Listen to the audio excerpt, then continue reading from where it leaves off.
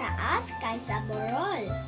Karaniwang ito may matirik na gilid at tutok o rock. Ito ang bundok Apo, pinakamataas na bundok sa bansa. Mga likas na yaman mula sa bundok. Mineral. Ito, pilak, tanso, bakal, at iba pang mineral. Kahoy. Mula sa punong kahoy sa kagubatan, halaman at halamang gamot. Hayop. Matatagpuan sa bundok ang ilang mailap na hayop. Burol, higit na mas mababa ito kaysa sa bundok. Pabilog ang hugis nito. Bulubundok. Ang bulubundukin ay mga magkakaugnay na bundok. Mga likas na yaman sa bulubundukin, matabang lupa, batis at ilog, iba't ibang uri ng isda. Pagmimina. Ang bulkan ay isang mataas na anyong lupa na parang bundok. Pero may crater lang siya sa taas. Parang butas siya na malaki.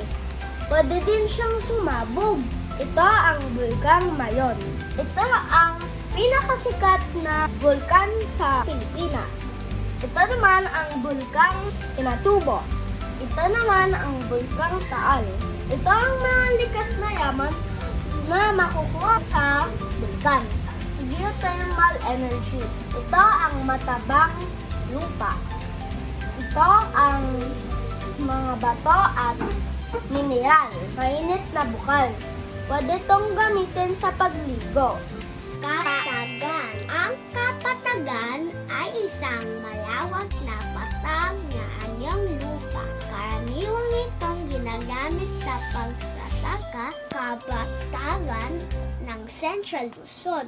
Tinaguriang Rice Bowl of the Philippines. Mga likas na yaman mula sa kapatagan. Palay at mais, kulay at prutas, asukal at tubo, hayop, gaya na ang kalabaw, baka, manok, at baboy.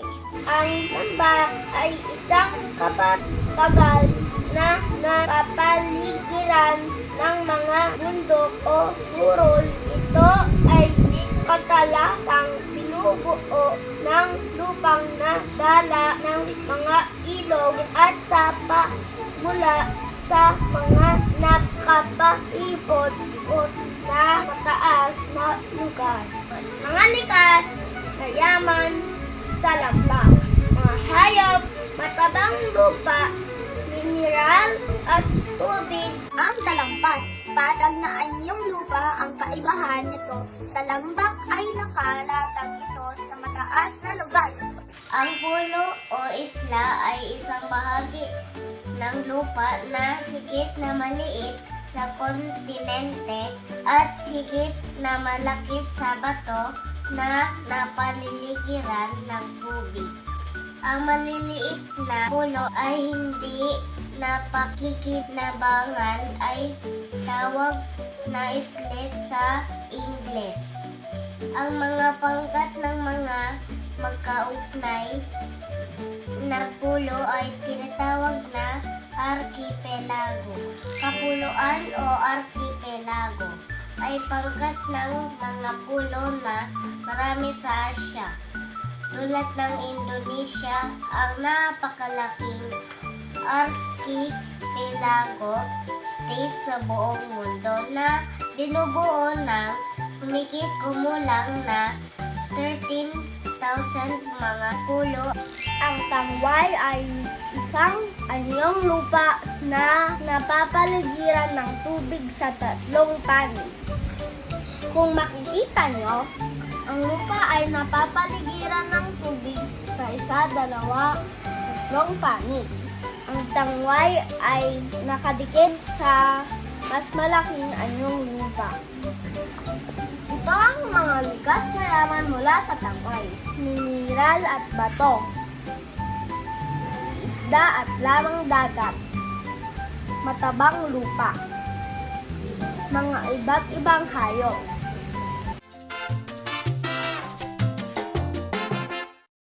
karagatan ay isang malaking anyong tubig.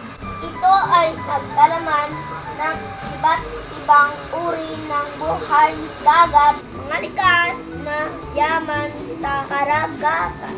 Yamang dagat na mapagkukuhanan ng mga isda. Mineral resources dagat.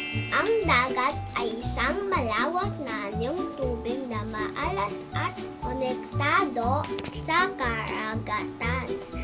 Karaniwang matatagpuan ito sa tabi ng mga pulo o baybanin. Ang Boracay, isang pulo sa lalawigan ng Aklan, kilala ito sa buong mundo dahil sa pinong puting buhangin, malinaw na tubig dagat at magandang taknawin. Mga likas na yaman mula sa dagat, isda, kabibi at kahong, hipon at alimango, pusit at halaan. Ilog Pasig. Ang Ilog Pasig ay isang ilog sa Pilipinas na dumadaloy mula sa Laguna de Bay sa pagitan patungong loob ng Maynila. Ito naman ang hipot. Ang hipot ay makitid na anyong tubig sa pagitan ng dalawang malaking anyong lupa. Kinokonekta ng hipot ang iba pang anyong tubig. Ito ang hipot ng Iloilo. Kung makikita nyo, ito ang hipot. Ito naman ang hipot ng San Juanico. At ito ang San Juanico Bridge. Ito ang pinakamahabang bridge sa Pilipinas. Ito ang mga likas na yaman makukuha sa hipot, mga koral at halamang dagat, at mga iba't ibang isda. Ang Look ay isang baiya na maaaring gamitin bilang kanlungan ng sasakyan ng pandagat katulad ng mga bapor. Ang bukal ay isang punto kung saan dumadaloy sa tubig mula sa akwipero. Isang patong sa ilalim ng lupa na naglalaman ng tubig sa natatagusang bato. Palabas tungo sa ibabaw ng lupa. Lawa. Ang lawa ay isang anyong tubig na napapaligiran ng lupa. Karaniwang itong nabubuo mula sa ulan, ilog o tunaw na yelo na naiipon sa lugar. Hindi ito dumadaloy tulad ng ilog at mas maliit ito kaysa karagatan o dagat.